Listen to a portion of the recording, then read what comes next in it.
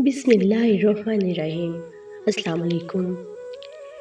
कामयाब शादी के लिए शौहर और बीवी के दरमियान कितनी उम्र का फ़र्क होना चाहिए? आज इस बारे में डिटेल से बात करेंगे और बताएंगे कि माहिरीन की इसके बारे में क्या राय है। अगर आप इस तरह की और भी बहुत सी मालूमाती वीडियोस देखना चाहते हैं और डिफरेंट किस्म की मालूमात हासिल करना चाहते हैं जिससे आपकी लाइफ आसान हो, तो चैनल को ज़रूर सब्सक्राइब कीजिए। अक्सर शादी करते हुए ये बात जहन में रखी जाती है कि औरत और मर्द के दरमियान उम्र का कितना फ़र्क है।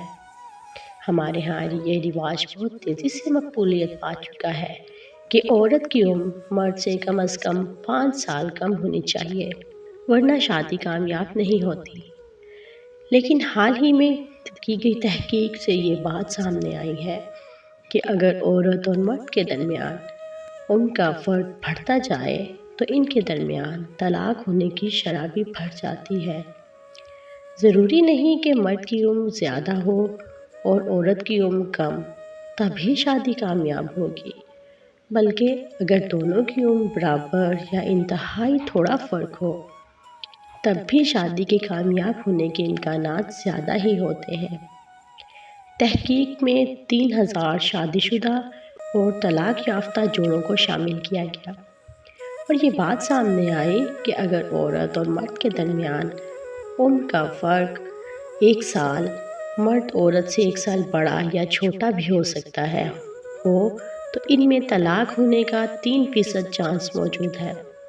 और अगर दोनों के दरमियान का फ़र्क 5 साल तक हो तो तलाक होने का इम्कान 18% हो जाता है।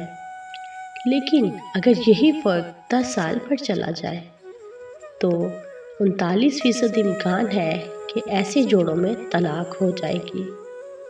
माहिरीन का कहना है कि ज़रूरी नहीं कि हर शादी जिसमें उम्र का फ़र्क ज़्यादा हो का बुरा अंजाम हो, लेकिन बेहतर यही है कि शादी करते हुए उम्र का ख्याल रखा जाए और कोशिश की जाए दोनों मियाँ बीवी में उम्र का फ़र्क कम से कम हो।